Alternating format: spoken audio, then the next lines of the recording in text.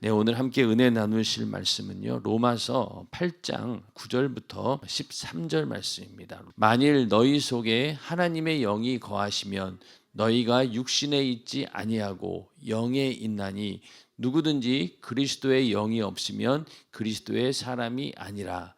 또 그리스도께서 너희 안에 계시면 몸은 죄로 인하여 죽은 것이나 영은 의를 인하여 산 것이니라.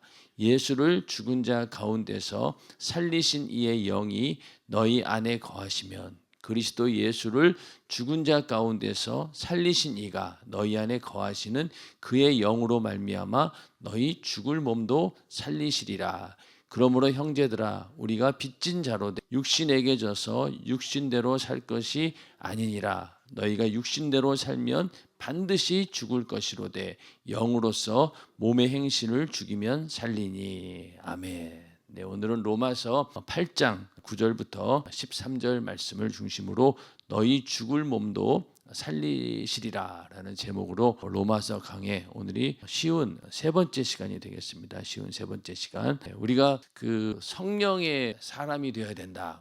담임 목사님의 저서 가운데 성령의 사람이라고 하는 그런 책도 있는데, 성령의 사람은 어떤 사람인가 봤을 때, 하나님 말씀에 근거했을 때 바람이 임의로 불매 어디서 왔는지 보이지 않는 것처럼 성령으로 난 자도 그러하다, 이렇게 말씀을 하고 있죠. 그래서 성령의 사람은요, 가장 먼저는 하나님 말씀에 또 내 안에 계신 성령께서 감동하고 또 감화하는 일에, 또 교회가 무엇입니까? 성령께서 세운 곳이 바로 교회죠. 그러니까 교회의 어떤 방침에 따라서, 또 교회가 요구하는 바에 따라서 아무런 저항 없이, 마치 바람이 불면은 아무 저항 없이 그냥 바람에 이렇게 실려가는 것처럼, 그렇게 자신의 어떤 감동에도 순종해야 되지만은, 그러나 교회가 정하고 있는 그런 교회의 방침이라든가, 또 교회의 성령의 감독자가 또 이렇게 원하는 일이라든가, 이런 모든 일에 대해서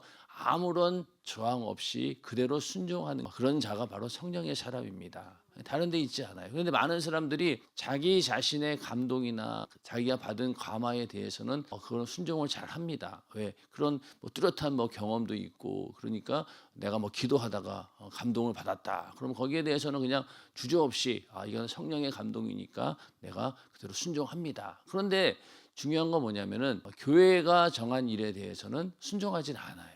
성령에 대해서도 극히 제한적으로 자기 자신에게만 유리한 것만 순종하려고 하지, 자기에게 육신적인 부담이 오는 일에 대해서는 안 합니다. 그러다 보니 교회에서 어떤 직분을 맡겨줘도 감당하려고 하지 않고, 또 교회에서 하자는 일에 대해서 나는 예외다, 이렇게 얘기하면서 다 그런 감동을 무시합니다. 그러니까 이 성령의 감동이라고 하는 것이 나에게 직접 내 안에서 일어나는 감동도 있지만은, 교회라고 하는 성령께서 세우신 이 공동체를 통해서 주어지는 그런 명령도 있고, 또 이렇게 요구하는 바들이 있지 않습니까? 거기에 우리가 절대적으로 순종할 때 정말로 성령의 사람이 되는 것이죠. 그냥 내 안에서 성령께서 감동하는 거, 그거에 내가 순종해야지, 그거는 누구나 할 수 있어요. 그러나 정말로 교회가 원할 때, 또 교회가 요구할 때 나 자신을 정말로 바람이 불면은 아무런 저항 없이 흔들리고 움직이는 것처럼 그렇게 순종하는 사람이 진정한 성령의 사람입니다. 그렇기 때문에 오늘 말씀처럼 영으로서 몸의 행실을 죽이면 살리니, 이 말도 내 자신을 정말로 어떻게 컨트롤 해볼 수 있는 방법은 성령밖에는 없어요. 성령이 아니고는 절대로 우리 인간을 고쳐 쓰지를 못해요. 왜? 세상에서도 사람은 정말로 고쳐 못 쓴다고 하잖아요. 근데 성령께서 함께 하시면은 그게 가능하다는 겁니다. 그래서 우리는 오직 성령으로 살아야 되는데, 성령께서 함께 하시면 오늘 말씀처럼 너희 죽을 몸도 살리시리라, 이렇게 말씀하고 있습니다. 그래서 우리가 무엇보다도 성령의 사람이 되어야 됩니다. 그래야지 하나님께서 마음껏 우리를 쓰실 수 있는 것이죠. 언제든지 여기 갖다 놔도 쓰고 저기 갖다 놔도 쓰고, 거기에 대해서 아무런 저항이 없고 불편함이 없어야 돼요.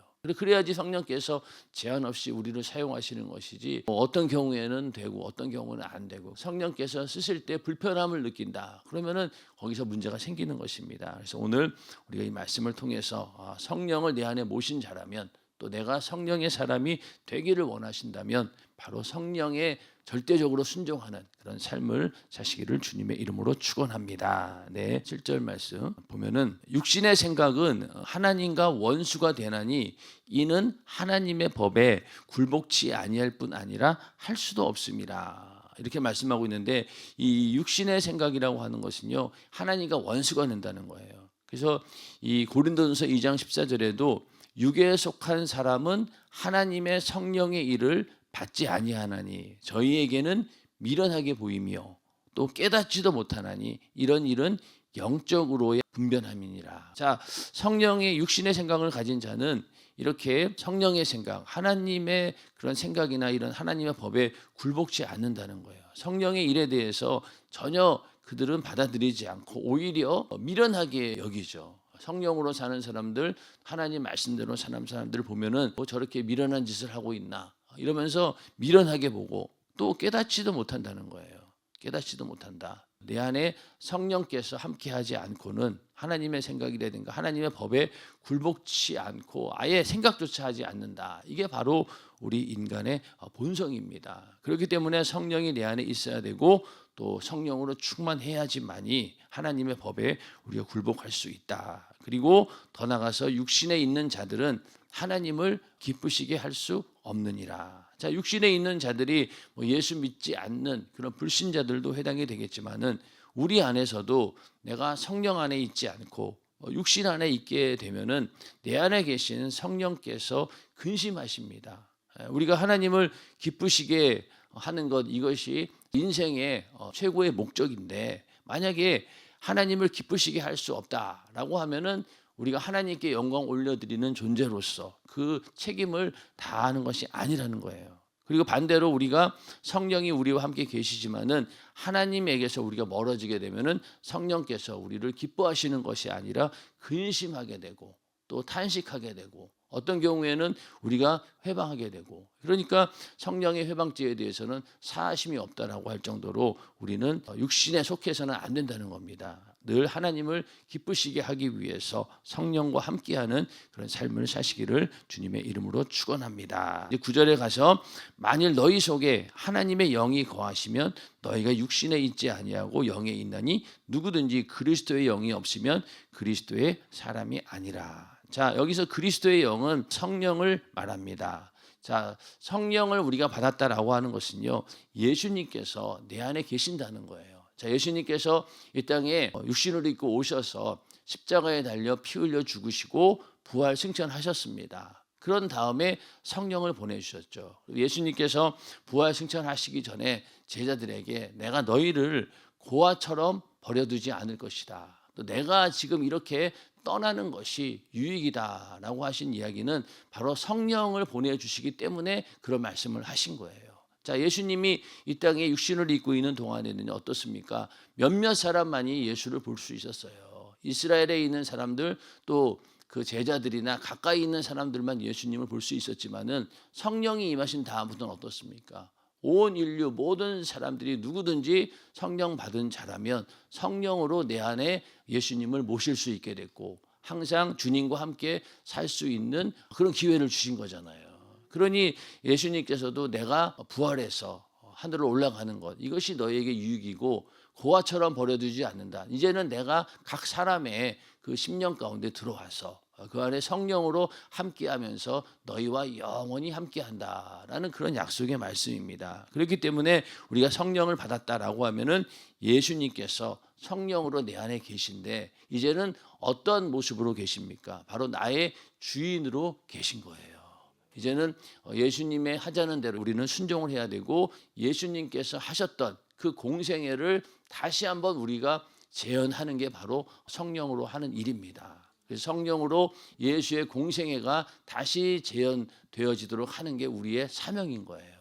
그래서 예수님처럼 살아야 되고 그러다 보면은 예수님의 능력과 또 예수님의 이적과 표적이 우리에게도 나타나게 되는 것이죠. 그래서 예수님과 동일한 삶을 살 수 있도록 우리에게 성령을 보내주신 겁니다. 그래서 우리 안에 성령이 없다면 그리스도의 사람이 아니다 라고 할 정도로 성령은 절대적으로 중요한 것이죠. 그래서 성령으로 내 안에 성령께서 내 주인으로 계신다라는 그런 우리가 확실한 믿음을 가지고 성령께 절대적으로 순종하는 사람이 되기를 주님의 이름으로 축원합니다. 10절에 가서 또 그리스도께서 너희 안에 계시면 몸은 죄로 인하여 죽은 것이나 영은 의를 인하여 산 것이니라. 이제 성령께서 내 안에 계심으로 인해서 새로운 영적인 삶을 살게 되었습니다. 새 생명을 누리게 되었는데, 자, 몸은 죄로 인해 죽었어요. 그런데 영은 의를 인하여 살았다. 이렇게 말씀하고 있는데, 자, 예수를 믿기 전에 성령께서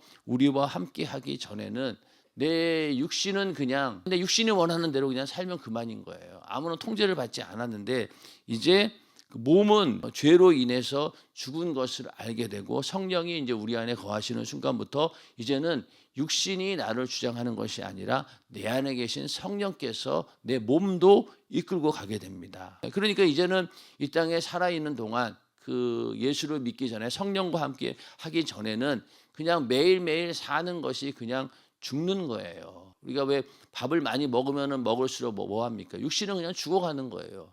하루하루 삶이 그냥 죽음을 향해 가는 길이었던 거예요. 그렇지 않습니까? 몸은 그냥 죄 때문에 다 죽게 되었지만은 그러나 이제 성령을 받고 새로운 삶을 살게 되면서 어떻습니까? 그때부터는 이제 우리의 모든 삶이 다 죽음으로 끝나는 것이 아니라 영원한 생명으로 이어지는 순간들이 되는 거예요. 그러니까 오늘 지금 이 시간에도 만약에 내가 집에서 그냥 잠자고 있었다. 그러면 어떻게 되겠어요? 그 시간은 정말 흘러가 버리는 그냥 죽어버리는 시간입니다. 육신과 함께 세월과 함께 없어져 버리는 시간이지만은 그러나 내가 이 시간에 예배하는 자리에 나왔다. 또 뭐 주를 위해서 충성을 하고 정말 하나님이 원하시는 일을 했다라고 하면은 그 시간은 죽은 시간이 아니죠. 다 살아있는 시간이고 영원히 기억되는 시간입니다. 그러니까 우리는 몸은 죽은 것 같지만은 성령이 나와 함께 하시는 순간부터 이제는 우리가 살아나는 거예요. 그래서 최후에는 우리 몸이 신령한 몸으로 부활하여서 영원한 생명을 얻는 것도 있지만은 그러나 이 땅에 사는 동안도 육신을 입고 있지만은 예전과는 전혀 다른 새로운 삶을 살게 된다는 겁니다. 그렇기 때문에 이 고난이 닥치고 수많은 어려움이 온다 할지라도 어떻습니까? 이겨낼 수 있는 능력이 있는 거예요.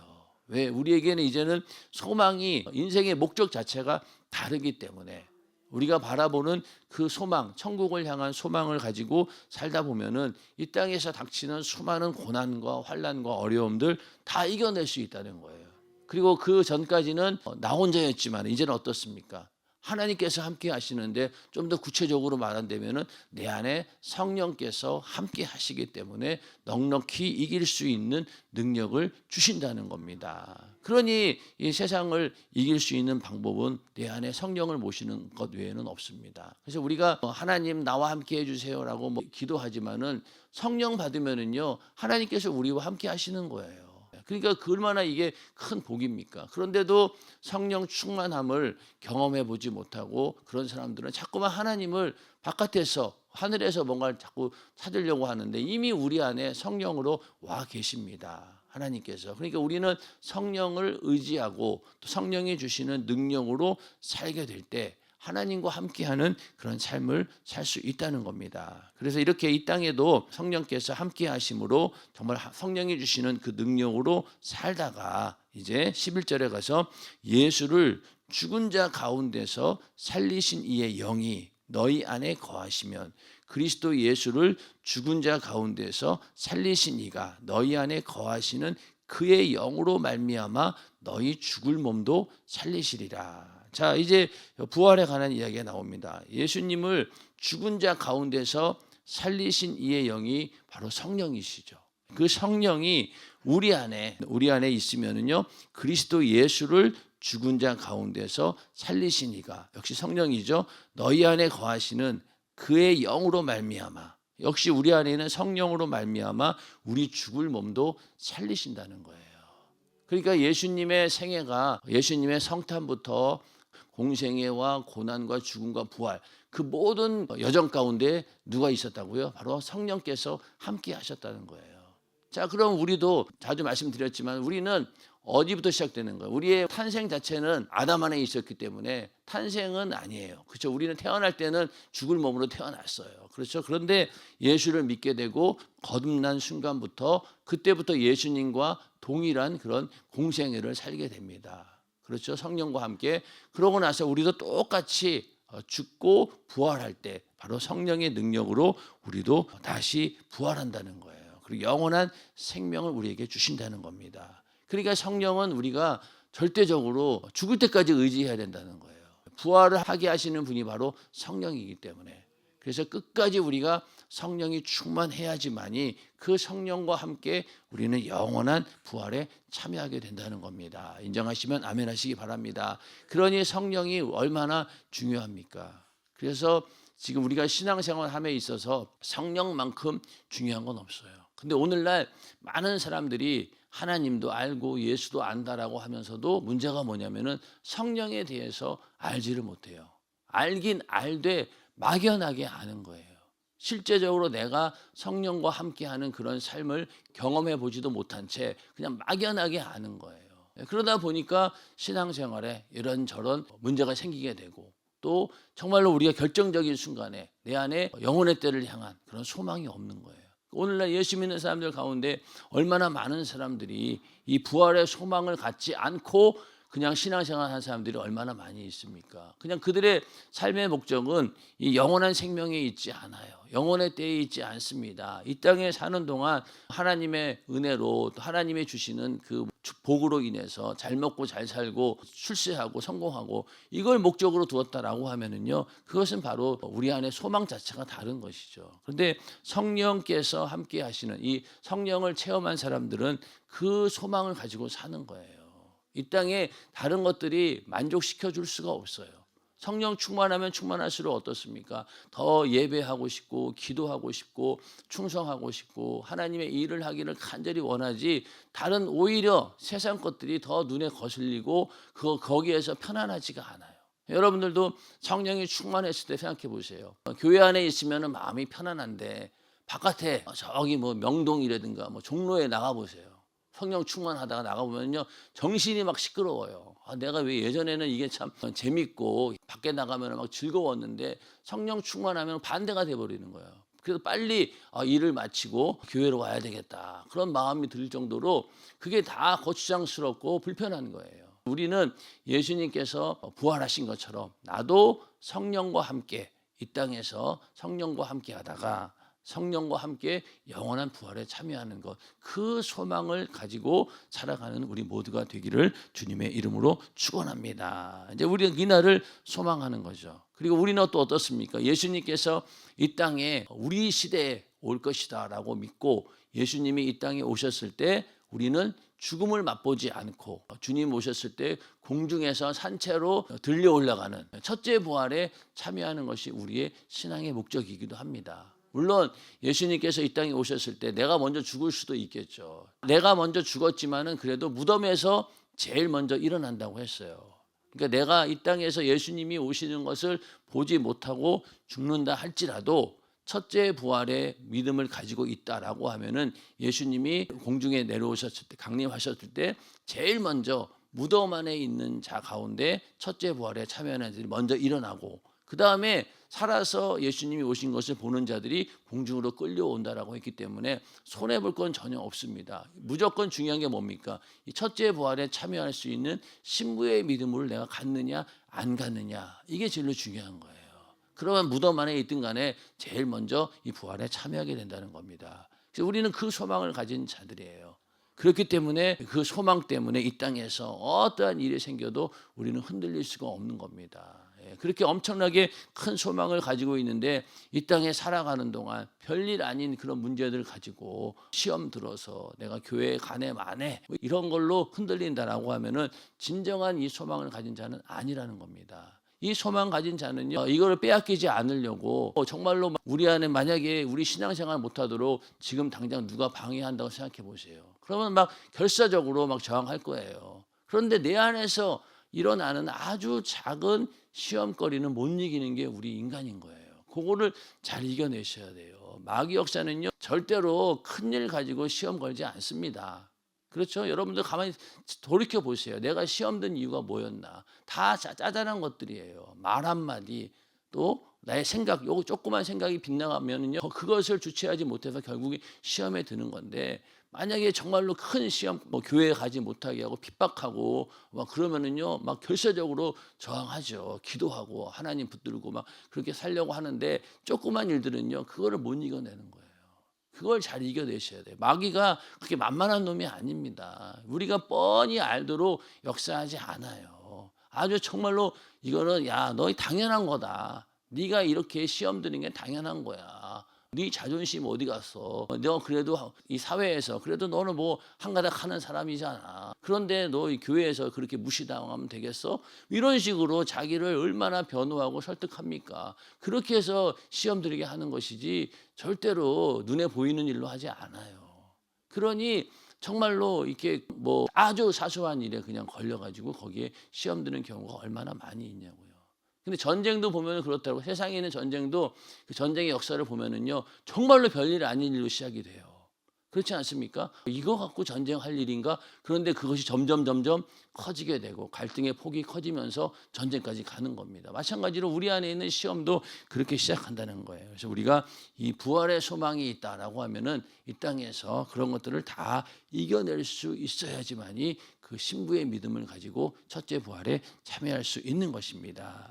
그런 소망을 가지고 신부의 믿음으로 다 갖춰지기를 주님의 이름으로 축원합니다. 이제 계속해서 우리가 이 12절 17절에 가서는요, 이제 우리가 하나님께서 나를 의롭게 해주셨다, 예수의 피로 우리의 죄를 사해 주시고 우리를 의롭게 해주셨다라고 하는 그런 사실을 이제 알았다라고 하면은 이제 우리가 어떠한 삶을 살아야 될 것인가, 또 이 죄에 대해서 어떻게 우리가 투쟁해야 되는가, 이런 것들에 대해서 이제는 상세하고 실제적으로 이제 말씀을 하고 있습니다. 가장 중요한 것은 먼저 내가 어떤 존재인가를 깨달아야 되는 거예요.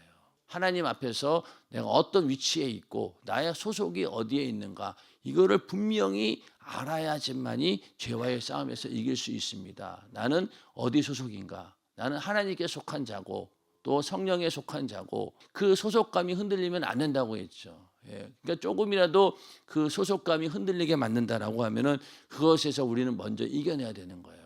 하나님께서 나를 의롭게 여겨주셨다, 이 사실은 변하지 않습니다. 어느 누구도 번복할 수 없는 하나님께서 아예 선포하신 거잖아요. 그러니까 그걸 우리가 믿음으로 받아들였다라고 하면은 우리는 절대로 이 소속 자체에서 흔들리면 안 되는 겁니다. 그리고 이 거룩함에 이르는 성화에 대해서 잘못된 이해도 있을 수 있어요. 이게 완전주의자들, 그런 사람들이 있죠. 그리고 또 성령으로 우리가 충만해지면은 우리 인간의 본성에서 죄가 완전히 제거된다라고 믿는 사람들이 있는데, 이것도 잘못된 겁니다. 그럴 수 없어요. 성령이 충만해도요, 우리 안에 조금만 건드리면요, 그 안에 있는 본성, 이 죄의 본성이 다 드러납니다. 그러니까 우리가 기도해서 성령 충만함으로 그 안에 육신의 소욕을 억누르고 있는 것이지 절대로 제거될 수는 없어요. 그러니까 완전주의자도 잘못된 거예요. 우리는 절대로 이 땅에 육신에 있는 동안은 완전할 수 없습니다. 그러나 하여튼 완전해지려고 노력하는 것, 이게 우리의 삶인 것이죠. 그러나 이렇게 성령 침례로 완전히 제거돼서 이제 나는 성령이 충만하니까 절대로 죄 짓지 않아, 그 말이 하루도 못 지나가서 다 실패잖아요.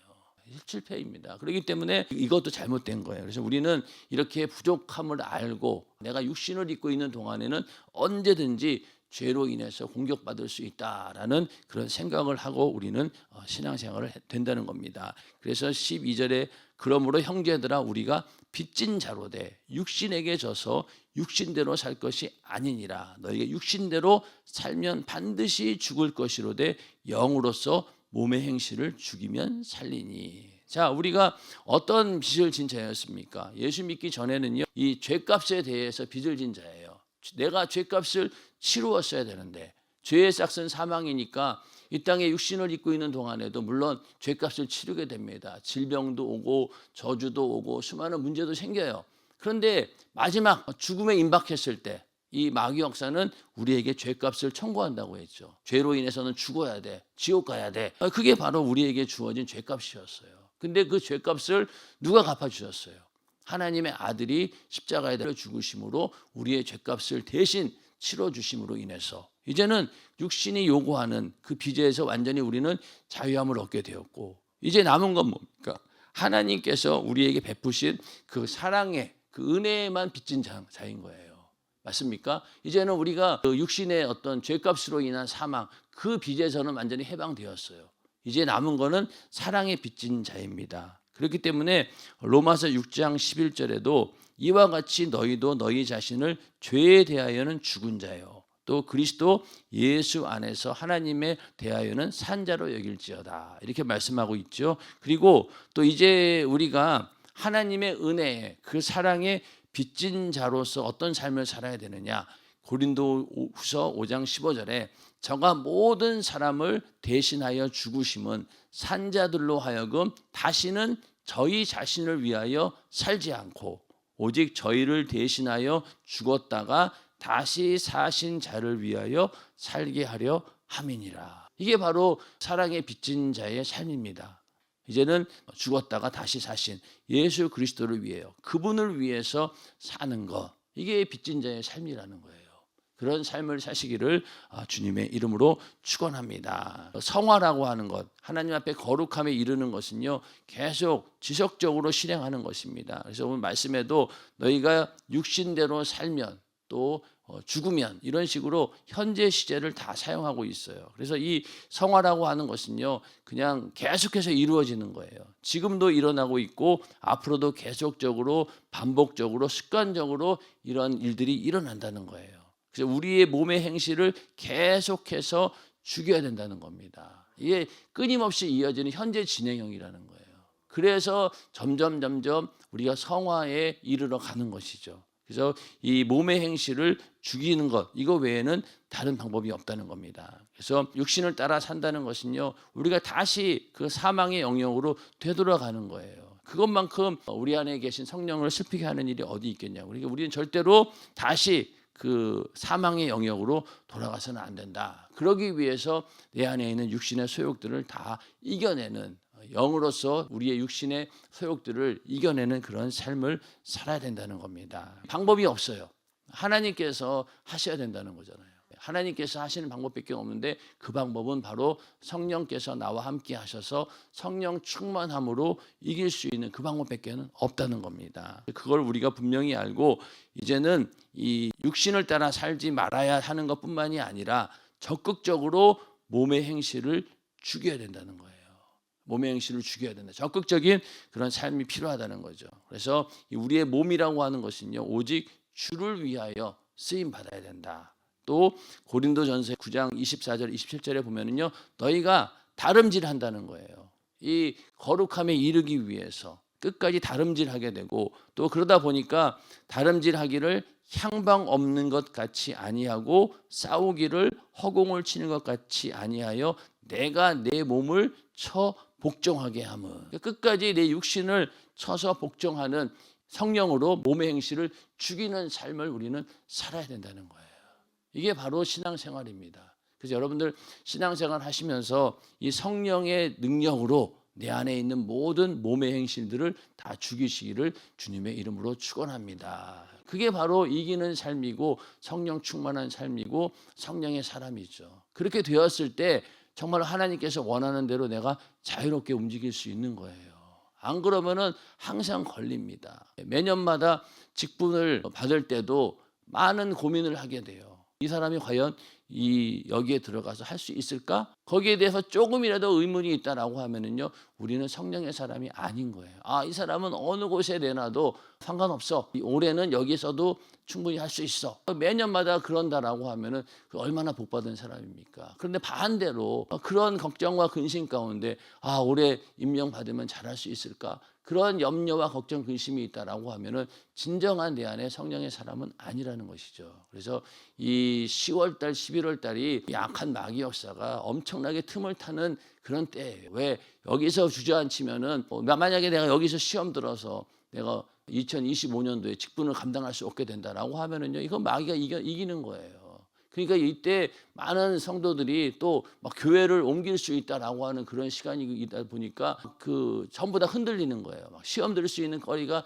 지금 굉장히 많이 있는 시기입니다. 그래서 이럴 때일수록 더 우리가 기도해서 절대로 이 악한 마귀 역사가 틈타지 못하도록 성령으로 충만한 우리 모두가 되기를 주님의 이름으로 축원합니다.